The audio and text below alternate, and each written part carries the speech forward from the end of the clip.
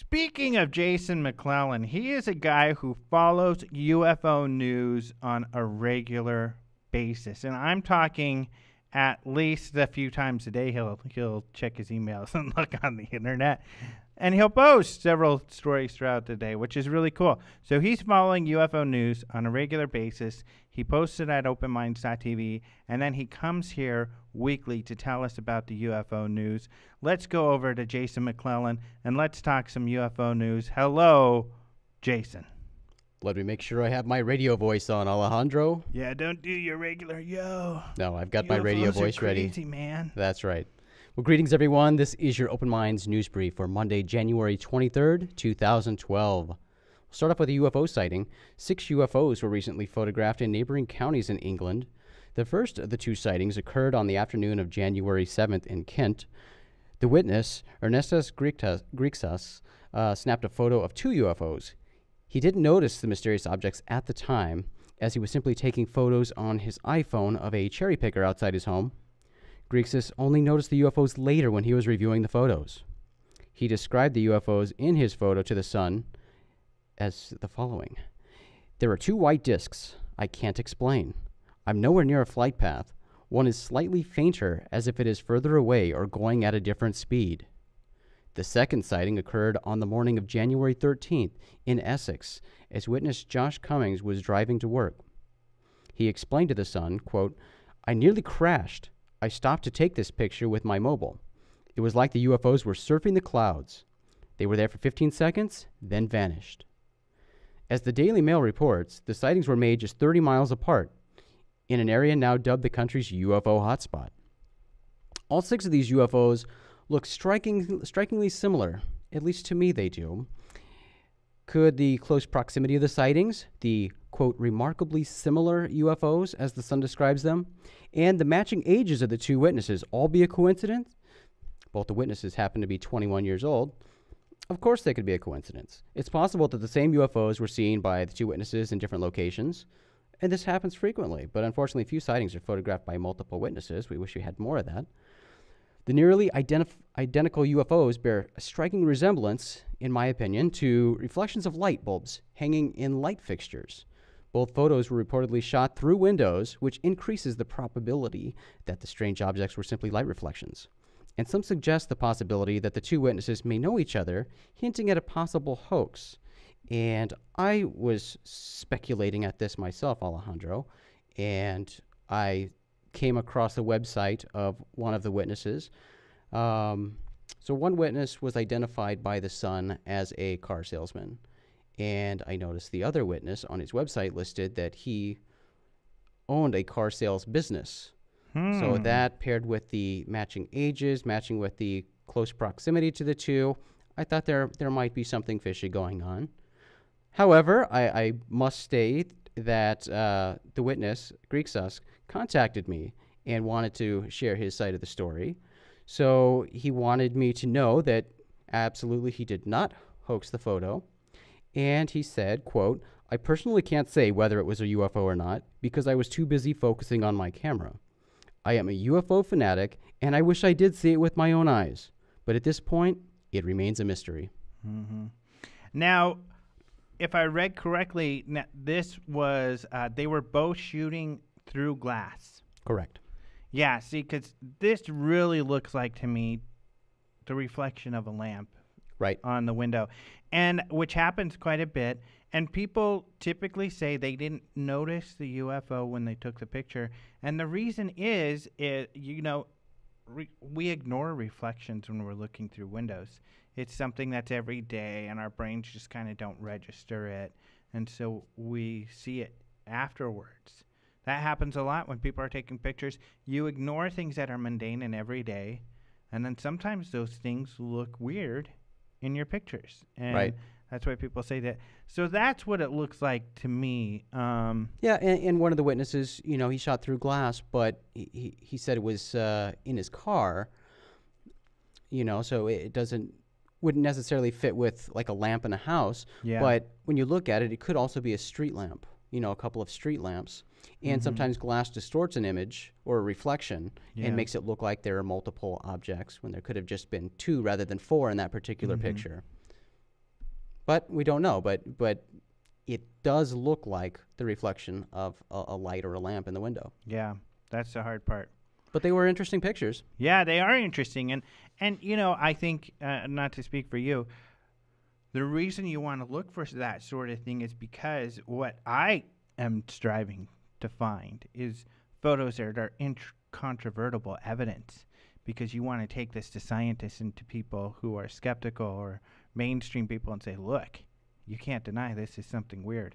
And so, you know, unfortunately, because these look kind of similar to lights, these wouldn't be those kind of pictures. And I just want to explain that because some people get mad. Why are you talking down these pictures? And it's not that we're doing that. It's just we're looking for really good stuff so we can blow this baby wide open. Yeah, that's true. I agree with you. And, you know, I think it's valuable for everybody, you know, when we can identify what a particular photo is, if it's not something that's unidentifiable. You know, if we can point out what things are in photos that we routinely see in a lot of photos that are submitted to us. Yeah. You know, we can help people understand what they're looking at in particular photos.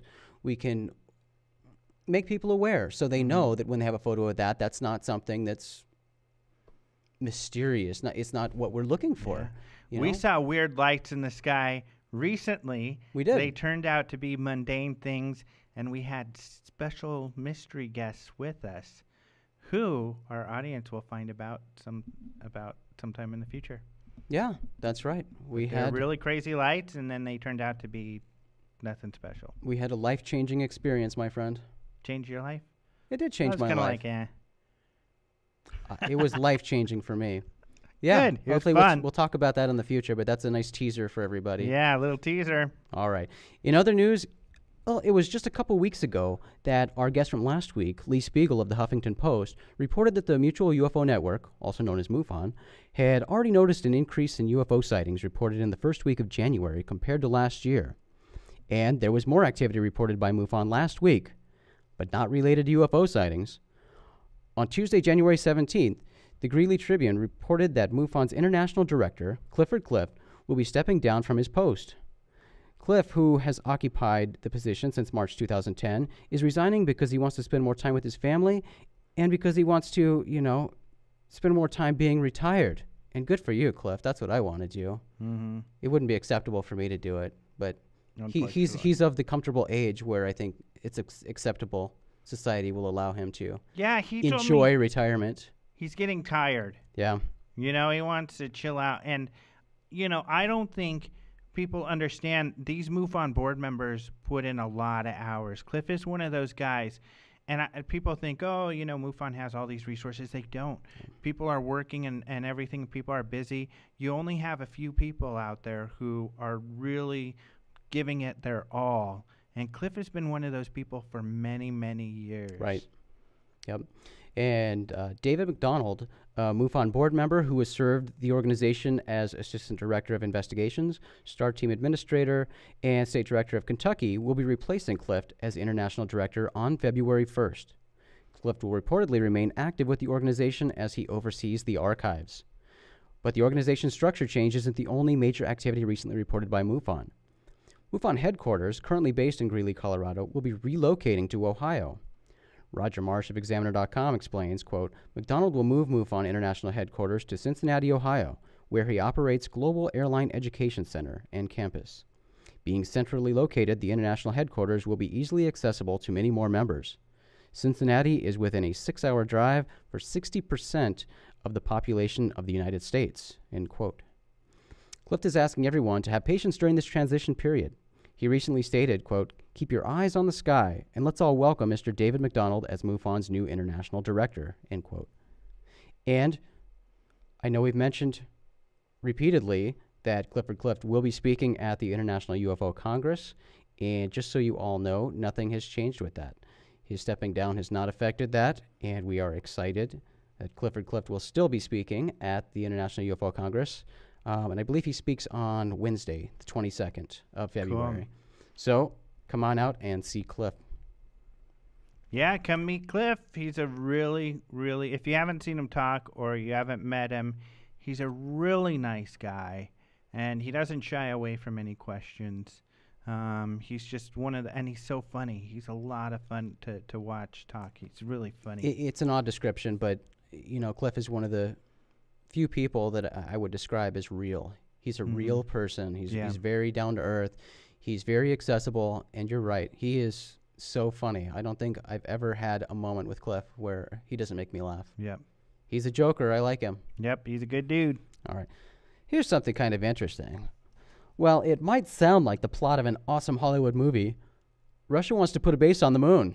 Bum, bum, bum. In real life. According to Russian Space Agency Chief Vladimir Popovkin, a growing body of research supports the idea that humans can live for extended periods of time on or around the moon.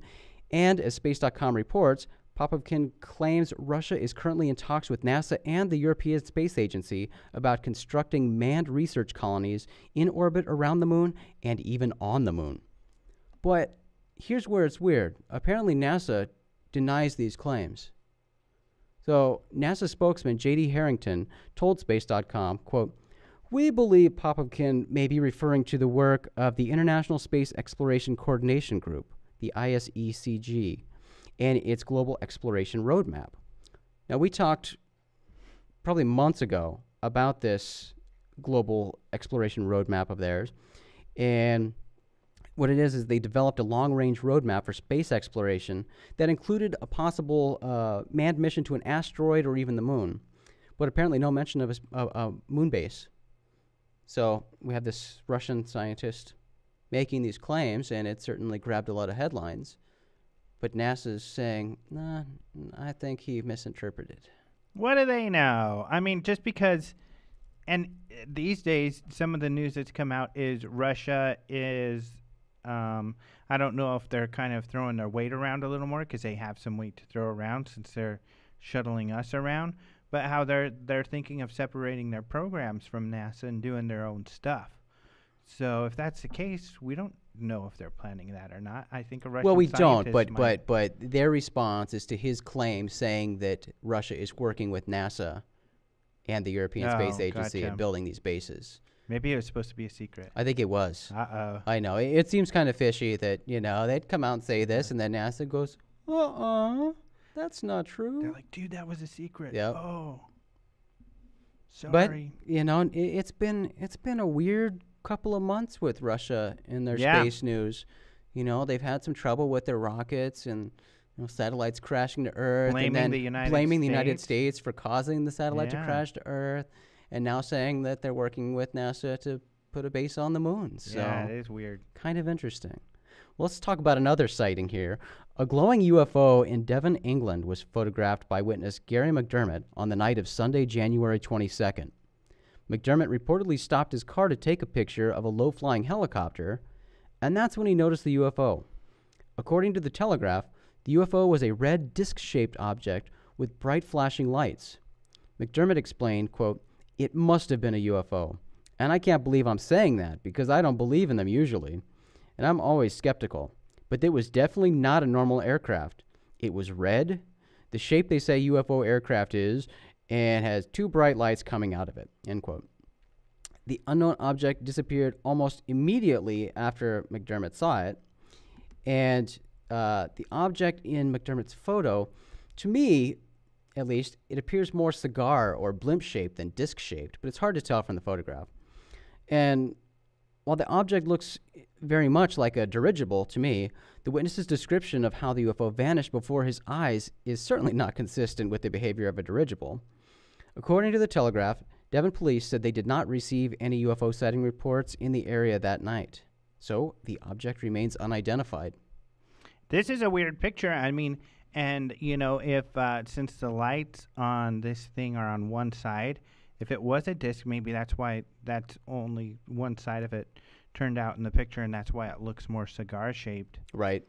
So yeah, that's certainly possible. It's difficult to make out the shape from that photo. And a big deal is that he saw this thing, Yeah, by the time he saw it, before he took the picture. Yeah, he saw it, took the picture, and then before he could tell his buddy, hey, look, it was gone. Yeah, so it's probably not a flare off of his camera. Right. So, yeah, kind of weird. I guess it could be a super fast blimp. Super fast extraterrestrial blimp. That's awesome. Could be. Yeah. Maybe from the future. Yeah. Who knows? Well, that one's pretty exciting. Yeah, cool pick. Yeah, I like it. Like I said, when I initially saw it, I thought, that's possibly a blimp.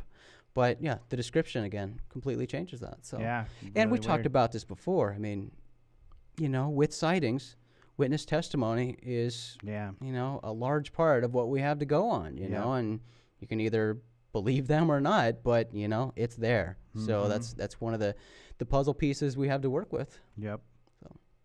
Well, Alejandro, that is all the news I have for today. I have many more stories on openminds.tv, and you can always go there to check out the many stories we have there. And I am Jason McClellan, your Open Minds news correspondent, and you've just been briefed.